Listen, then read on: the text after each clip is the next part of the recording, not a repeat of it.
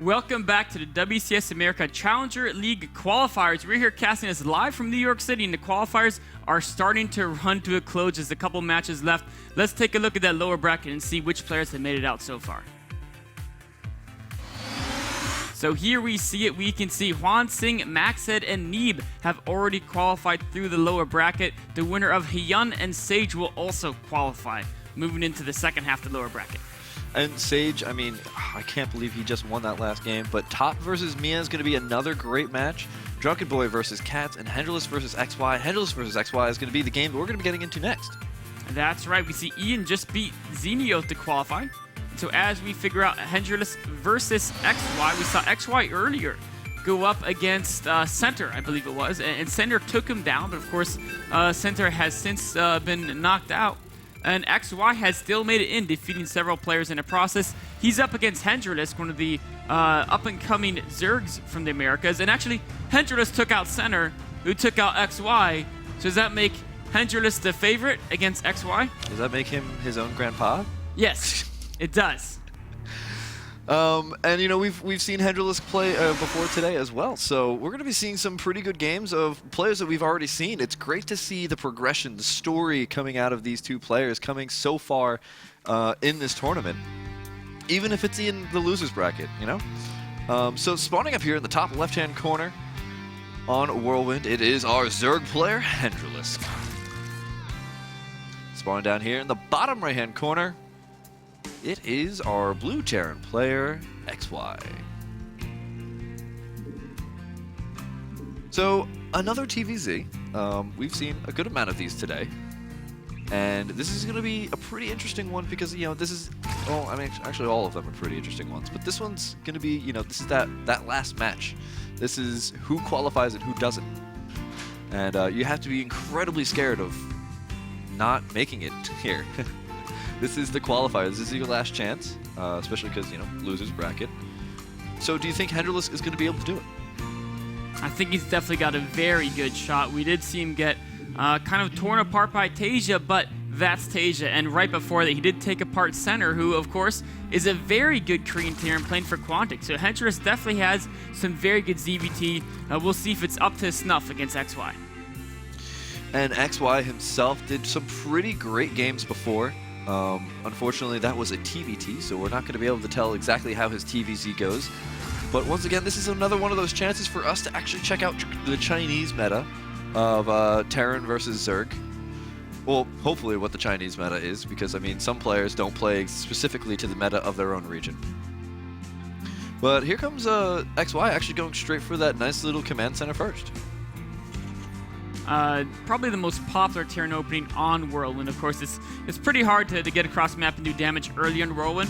So most players really tend to focus on macro as far as your opening goes. And, I mean, well, in most situations, unless it's Pig versus In Control, then it's actually very easy to get all of your forces across the map quite easily. That is true. But throwing down his barracks and then the refinery afterwards. So in the end of Wings of Liberty, we saw double barracks coming out for TVP after going for Command Center first. But in Heart of the Swarm, when you're going for Command Center first against Zerg, you always grab that refinery. And that'll allow you to get a pretty reasonably quick factory right after that barracks finishes up. So the fast speed from Hendralisk should give him map control, but of course, you know, XY is not going to be too worried about giving up map control because he's going to have such a good economic start. As long as he can defend early on, he'll be content with that. And you know, that's an interesting point. Is that that Hendralisk still goes for the speedling build on a map like Whirlwind, where it's such a large map. He can take such an economic lead, but instead he's spending a lot of his resources on trying to get the speed up as soon as possible. Well, XY's first bunker is actually pretty far out there as far as the ramp on his natural goes. If Hendralisk decides to commit to a decent group of speedings, they could get a full surround on that, take it out, and then sack the natural expansion of XY. Kind of a little bit of a risky placement as far as if your opponent gets a lot of speedings early, but if he can finish the wall and prevent that surround, then he'll be just fine. And the factory's going back down here. It's not going to be forming up any type of wall over here at the natural for XY. So you're quite right, that is actually a little bit of a scary note. But does Hendralisk have any idea of, actually doesn't even, he kind of has an idea that Hendralisk, that XY is in this bottom right-hand base, but he doesn't specifically know. There we go, there's that Overlord, finally going to get some scouting information here. The first two Zergling are going to probably poke up here and run into the, nope, the Overlord does see the bunker. So the Zergling looked like they were eager to go poke up that ramp, but once he saw that bunker, he knew that he was just not welcomed. So Hendralisk not going to try to get a lot of speedings early and do any damage. Instead, just really focusing on the drone production. In fact, he's sending another drone out to take a third base. So he's really, really wanting to get that economy up. XY doing the same with a third command center of his own being constructed. And, you know, behind this, he's also grabbing those Hellions, doing, you know, pretty typical standard build here for Terrans and Terran versus Zerg, especially, you know, after getting that command center first. I really like this. The SCV was trapped on the other side. Instead of putting down the wall for a second, he just puts the SCV in the bunker and rallies the bunker outside of the, well, now he puts the wall down to get those two little Hellions out. You have to inspect the bunker, right? Of course. So yeah. From the inside and the outside. Yeah, that's what the SCV does, make sure it's all sound. Hendralisk adding 2 more gases. No Evo chambers yet. Oh, there they go. Okay, 2 Evo chambers. Of course, wanting to get a head start in those upgrades. And here come those Hellions now poking around. They're going to see this third base. Hendralisk is going to be a little wary to be scouted off so early, but, you know, there's not really much that he can do here. And as long as he doesn't have a whole bunch of Hellions in his mineral line, I'm sure right now he's pretty happy with where he is. Looks to be that way. Getting that spine crawl in the low ground, that'll help if the Hellion count gets a little higher to help keep those Hellions at bay. And XY, you know, going double eBay as well. So really, really macro focused from both sides here on Whirlwind. Much like when we saw DeMuslim playing before, just using the huge rush distance as well as the map control he's getting from these Hellions to, you know, kind of get a little bit of a greedier build here. Definitely always good to play as greedy as possible unless you intend to attack your opponent very soon. But it's just very important to do exactly what XY is doing, where you keep scouting around your opponent, keep trying to figure out what they're doing to make sure that you're not caught off guard by some type of attack, be it roaches, banings, or you know, there's multiple different combinations. But you know what? There's no lair. In fact, Baning Nest before lair. Okay, no, he's going lair. Most Zergs get it a little bit faster. Yeah, he's going for, you know, kind of a later layer here. He's got a lot of gases going down, and he's actually not getting the gases at the third base just yet either. But he does have +1/+1 on the way, as well as the Baneling. Do you think we're going to be seeing some any type of aggression coming out here from Hendralisk as soon as all of these upgrades finish up? He may be looking to do like some type of speed Baneling attack. Attacking early on before you get Baneling speed is pretty dangerous, especially if the Terran has Stim. They're going to easily micro around your Banelings without a problem. So if he does attack, it's going to be similar to what we saw him try against Tasia, where it's going to be just using the Baneling speed right when he gets that 1/1 upgrades and go for a giant bust. And 10 more drones into way. So he's got defensive Banelings up here, just kind of hanging out here at the top of the ramp. I really like this. Looks like, yeah, now he's actually going to push out a little bit. He's popping out a couple of scouting Zergling. They're going to get caught by a bunch of Hellions who are going to go to the Zelnaga. And there's one more group of, one more Zergling that's going to get scouted out there by the Hellions. But the Hellions, they don't feel like chasing it. That's way too much work. It is. This game not going for that giant speed lean, speed Baneling bust, instead getting a larger quantity of drones and progressing up to the Spire. So he's going to go for a more of a standard speed lean, speed Baneling Mutas composition. And I would anticipate starting those 2/2 upgrades for the speedlings if he's going to go down this route. He's got 26 more Zergling in the production tab, so we'll have to keep track of where all of his Zerglings are going. They're going to be able to cross the map very, very quickly with that speedling upgrade. Hellions poking in once again, but let's take a look at what's going on at XY's base. He's got all of his Marines production facilities all up. He's got so many reactors out already, starting up those 2/2 upgrades, as well as just about finishing up his combat shield. Both players almost exactly even with the upgrades. Neither player going to have an advantage there. It's all going to come down to micro positioning, and of course, if XY wants to start using some draw play, the multitasking will come into play as well.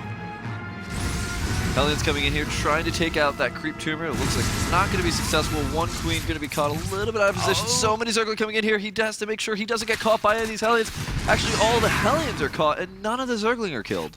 A nice catch by the Speedlings. The Hellions definitely went a little bit too far on to creep, and Speedlings are already fast on creep. They're lightning fast. Snag that surround insanely quickly.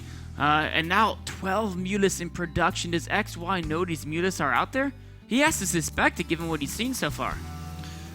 Meanwhile, XY is still getting his third base up. Does he have any Mutalisks? Does he have any missile turrets to get ready for these Mutalisks? That's my question right now. Nothing so far, as all these Mutalisks are starting to pop out now. He is moving a sizable force across the map, though. Looking to put on pressure. If he can keep the action on Hendralisk's side of the map, then the Mutas won't get that chance to harass. Oh, gotta be so careful about all those Widow Mines. Is Hendralisk gonna try to harass with the Mutas, or is he so worried about this force, he's gonna keep him for defense? No! He's gonna head straight to the third. There's a bunker there. Oh, there's a missile turret completing. But it's only one missile turret, and there's a lot of Mutalisks coming in here. He could do a lot of damage as long as he doesn't get caught by this bunker and the Marines. The Marines are still firing. He needs to reposition, but unfortunately, he loses 2 Mutalisks in trying to do damage, and just unsuccessful there. Let's take a look at the unit counting station. 55 Marines currently out here, 16 Banelings, 72 SEVs, and 70 drones. So 2 Harvester lead coming out here for XY. A lot of Widow Mines. He's got a great spread on them as well. Hendralisk really needs to find a way to start deactivating these mines.